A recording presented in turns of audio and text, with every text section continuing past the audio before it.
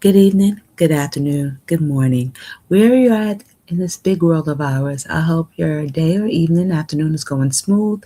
And thank you for coming here just to chill with me for a second. So, as usual, I'll be creeping around these YouTube streets, catching the replays, catching lives too.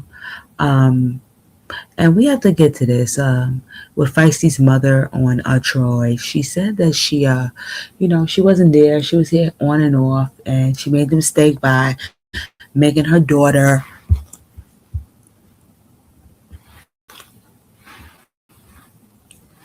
Excuse me, I yawned. I'm sorry. Making her daughter's her friend or her children her friend, and she used drugs. Street life is the only life I know. Street life. So her name Frida. Frida was talking about, Feisty's life. She said Feisty didn't have lupus and so on and so forth, and how Feisty tried to lay up in her house and spend the whole night outside on the porch when she was like, okay, everybody up in this house is going to bed, so you and your homegirl got to roll the fuck out, because Feisty had truth with her. And she was like, how they camped out on her porch or whatever. So I was just like, it's always something with this girl. You know what I mean? Always something with Feisty. But speaking with her mother, we understand now what her true issue is. We understand why she be acting out. She needs attention. Her mother says she's an attention seeker too.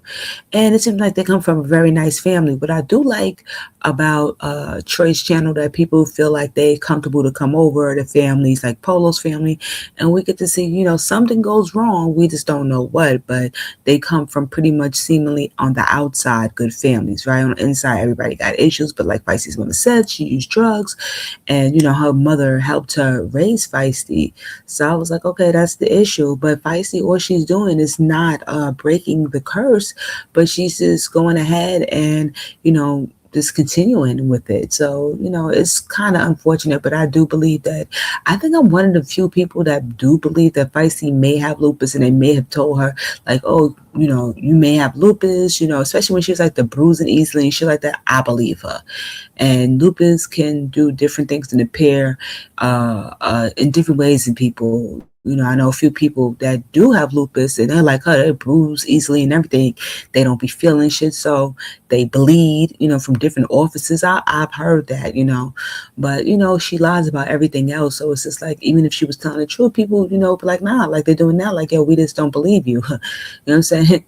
So it is what it is. The whole thing with the barber, I don't even know why she would go back there. I, as a woman, would not feel safe with the men, especially an aggressive man in the shop with me, a man that I do not really know, don't have a relationship with, but what I do know is nothing positive, it's negative, you know. But that's just her, and just like everybody keep on calling chaos, like, yo, you need to go home. He does need to go home, but unfortunately, it seemed like he just wants destruction. But here's the thing, and I say to everybody, yo, nobody starts out this way. Like, where did the trauma begin?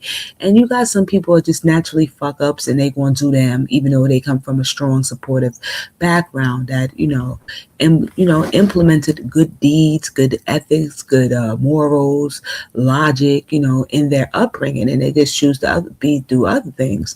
That is possible, but that's like small amount of cases. Most people, they act out of trauma. You know what I'm saying? They're still there in their past, so they're doing what they have to do because they're existing in their past trauma. And not growing. They're stagnant mentally, emotionally, spiritually.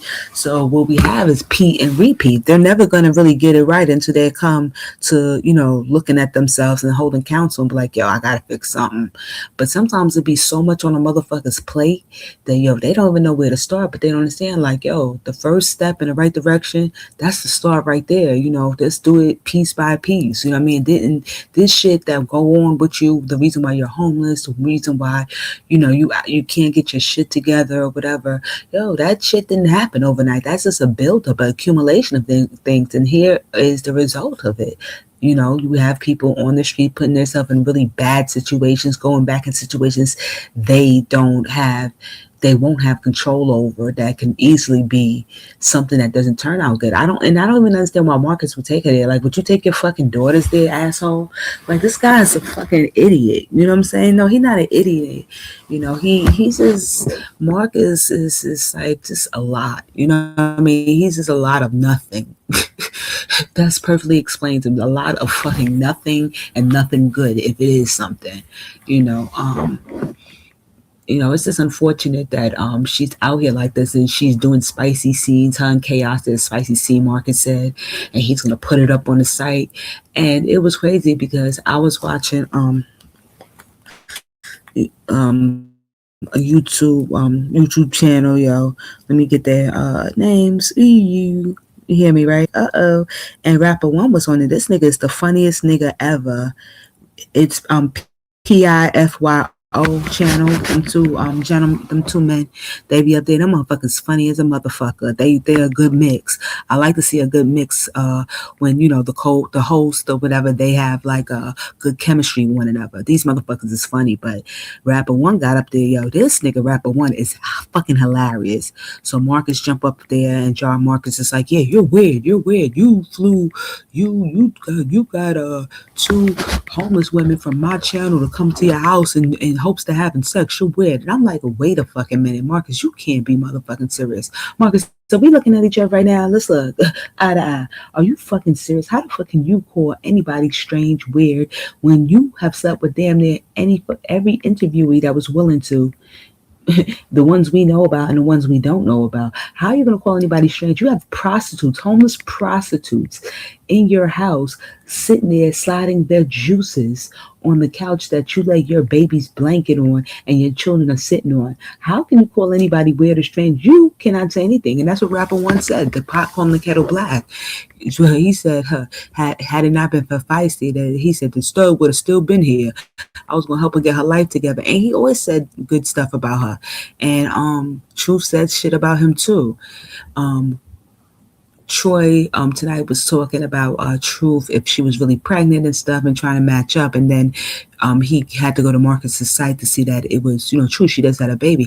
I always believe she had a baby. I really feel like a lot of times when females will tell you stuff like that's out of this world about how they conceive their baby, a lot of times that I keep on saying trauma, a lot of times it comes from an unwanted situation, so their mind blocks it. It's basic psychology 101. That's all it is. When it's a hard experience, a motherfucker's your mind, to keep you afloat, to keep you going, it will tell you lies. It will make you believe the most craziest shit so you can cope. Fight or flight, right? Fight or flight, right? That's what it is. So, you know what I mean? I believe that people need to stop pushing. She's getting her life together. She back home with her daughter. And that's all that matters. You know what I'm saying? Feisty. I just don't like the situations Feisty put herself in. And I don't have nothing bad to say about her. She flies off the handle. She got a big mouth or whatever, but that's all protection. She in protection mode. You know what I mean? So, you know what I mean? I don't have nothing bad to say about her. I mean, that fucking Marcus, that's another thing. So Marcus gets Feisty in the interview, and he asks her, questions about her mother, and she's like, I'm mad because my mom doesn't know what I have, and she's just talking, but I say I have lupus, but I say I have a trait, and I'm like, girl, even if you don't say it out your mouth, but you make us believe what we're believing about you having lupus, and you're saying that you don't know it's to be true, they just said you have a trait, but you put it as it's 100% true, girl, that is still a lie by omission, girl, a lie is a lie, girl. But like I said, I don't have nothing bad to say about her. Her mother already said where she dropped the ball. There's no God in perfect parenting. Ain't no one gonna be the perfect parent. People will make mistakes here and there, but Feisty just being on camera, like you're showing your children, you just don't give a fuck because you're not even trying to make a difference. You're just going ahead and you just wilding the fuck out. You know what I mean? So that's a fucking problem in itself. You self-destructing, and we're watching you self-destruct. But but I don't have nothing to put her down and stuff like that. Like, why would I do that? She's already living on the streets. She's trying to figure it out. She's trying to figure out which way is up. Why would I don't got nothing this bad to say about her. You know what I mean? But am I happy that she doesn't have her children to go, to do the, to go along with this with her, to suffer with her? Absolutely. So although her children may have been taken from her or whatever, the fact is, she don't have them for them to go through this. But when her mother said that she thought that she might be overwhelmed from being married and with the children, I can definitely see that happening. And I'm like I said, I'm not giving her excuses. She be on some fuck nigga shit, but at the end of the day, who the fuck wanna sleep in bandos and stuff? You could say, well, her, cause she could easily go back home, but the mother already said, yo, she can't stay there because they can't get along. So what's the solution? What's the option? You know what I'm saying? And it seems like even if she was to get a perfect setup and someone was supposed to reach out, she's not ready yet, so it just wouldn't be successful. Um, that's true. You don't know someone's heart and mind, but I see the situation she's put in that she can make shit, shake, and you sitting there, doing porns with your little tenderoni boyfriend. Like that shit is crazy. You know what I'm saying? If anything, you don't got the children to worry about daycare or nothing. Yo, get your weight up, yo. Stop doing fucking pornographic material for markets for him to make a lot of money and say, hey, you want to go to Rainbow and buy a dress? Like that shit is crazy. But it's neither here nor there. You know what I'm saying? Unfortunately, Feisty is a product of her upbringing. You know what I'm saying? The mother doing her, living in close proximity, and she's seeing what the mother's doing. So that's all she's doing, is doing the same thing for her children. Her children, even though they're not in the same vicinity, her children is witnessing her having a time of her life, getting different boyfriends, paying attention to different people, holding different people's babies, but they ain't get that. You know what I'm saying? Don't matter how many, how supportive their homes that they are in right now are to them, it's still that missing piece. But not everybody's meant to be a parent. It unfortunately, and like I said, it's no diss on her. What I'm saying, it's not positive, but I'm never gonna go at her like I see these other YouTubers and content creators go at her. Like that shit is crazy. Like, yo, she down on her luck. Talk about the nigga that's exploiting her, because even though she's down with it and she's saying yes, under normal situations, circumstances, she wouldn't do none of this. So we already know. And he's like, yeah, I'm gonna take advantage because they let me. They're grown. They grown. Like, just because you're grown don't make what you're doing is right. Just because you're grown, quote unquote grown, whatever the fuck that's supposed to mean, you can't be reprimanded. You can't be corrected. Yo, you can get all that work. You know what I'm saying? If you're doing fuck shit, you're doing fuck shit, But the interviewer himself, oh my gosh, like this motherfucker, he was, I do good for people. No, the fuck you don't. You do more harm than do good. This motherfucker's always, fucking parading up and down the motherfucking street and shit in the name of doing interviews when he just trying to catch his next lick, literally and figuratively, if you get what I mean. And now we got to deal with this bum ass nigga, the fucking barber, who lied or whatever. Feisty might be a lot of things. She ain't lying about that man. That motherfucker, we saw it with our own eyes. We heard what he was saying. Somebody breaking up. I could break you up. Somebody breaking up. Why would you do that? That ain't no brother and sister relationship, and that damn sure ain't no boss and employer-employee fucking conversation to be having. Like, that shit is just crazy, out of bounds. So even if you didn't try to hit on her, you still was out of fucking bounds. And he's like, I like me white bitch. Nigga, get the fuck out of here with your stupid preschool drawings on your fucking face. Only an idiot writes on their fucking face. Only an idiot does that, and you in your 50s. That tattoo is like probably no older than 10 years old. Only a dummy writes on their fucking face. Fuck out of here. You think that she could bring you publicity? Ain't nobody trying to go to your fucking barbershop. You know what I'm saying? What the fuck it is? Barbershop with no fucking barbers in there. Make that fucking make sense. A barbershop with not one motherfucking looking a barber in there. Get the fuck out of here. Niggas be all fucking unlicensed and shit, drinking at the job, but have a nerve to have a rule list for the rest of them. You know what I'm saying? You can't make this shit up with these people. But I watch it and I'm like, I watch it and, I just shake my head. I don't even be outraged no more. You know what I'm saying? I already told y'all what I'm waiting for. So I can sit patiently on my fucking hands and wait and twiddle my thumbs and just talk about the regular shit that's going on until the big finale. Whatever that's going to be, we're going to be here to watch it. We're going to be here to watch him. Shut him down. Shut him down. Shut him down. if you get what I mean. And I'm not talking about take nobody's channels. Who give a fuck? I like the channels. Unfortunately, we like toxic shit or whatever, but not manipulation and all that shit. Like, nah, not at all. But what else did I see?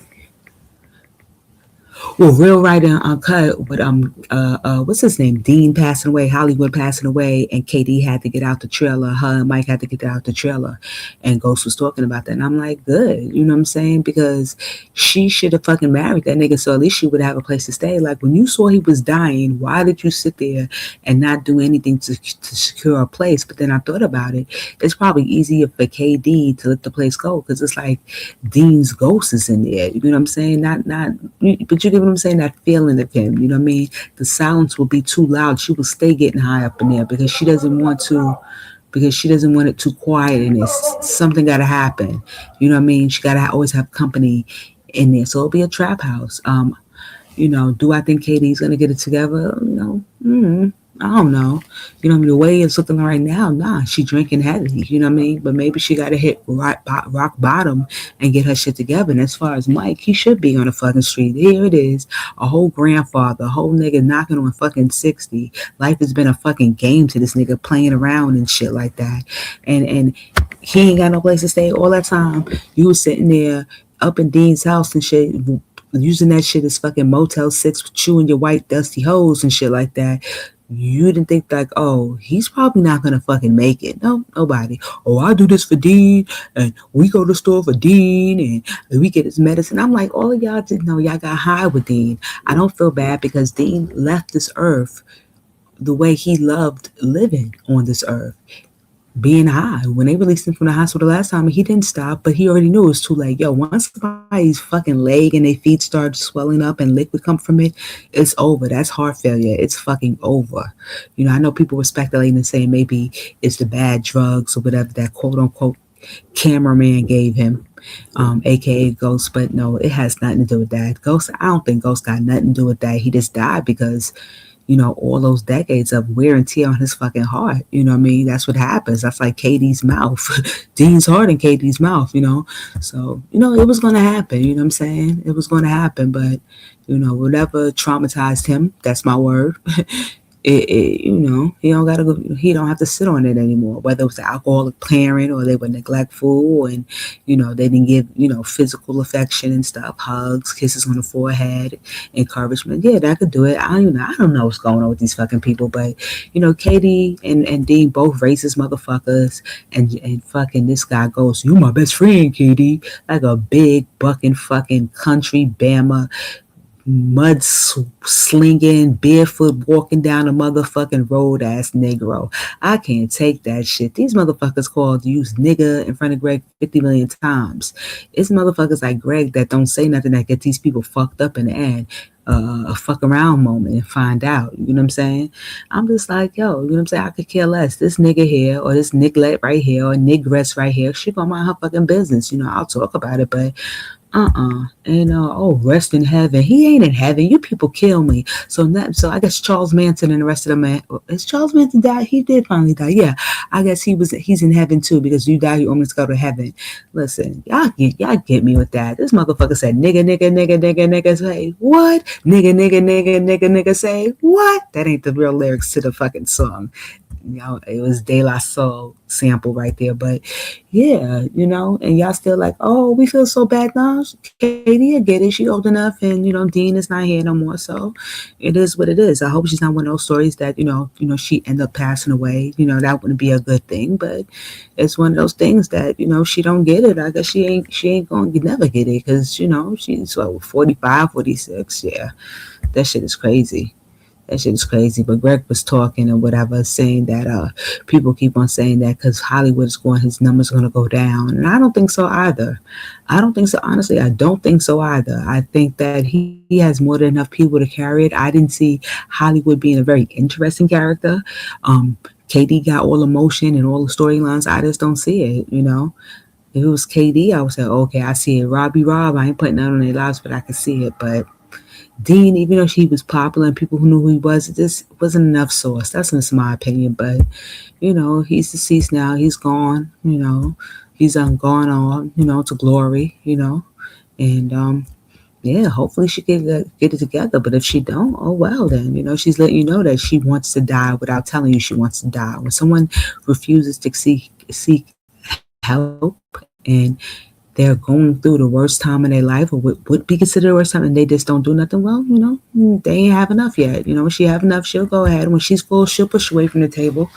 That's what I gotta say about that. And I saw that Greg was threatening or in Motor Goat's fucking comments. Like, what is wrong with this nigga? He stayed trying to intimidate somebody. So was somebody in Mo comments saying that Greg had said if he trolls like somebody, Greg will pay him. And I'm like, what the fuck is wrong with Greg? Like, yo, grow the fuck up. This nigga really stopped growing mentally when he got arrested, or probably even before that, because it's like, I don't get it. Did his mother drink alcohol with him while his brain is jumbled up? We're like, what the fuck is wrong with you, B? But anyway, I'm gonna go to bed now. This is like I'm taping this in the wee hours in the moment. If you hear this in the morning, I hope you have a great day ahead and you take care of yourself, body, mind, and soul. And if you listen that in the evening, hey, have a great evening ahead, a relaxing night, and great rising. Um, but thank you for hanging out with me. I'm just giving you my little 2 cents. Be good to yourself and be well. Peace.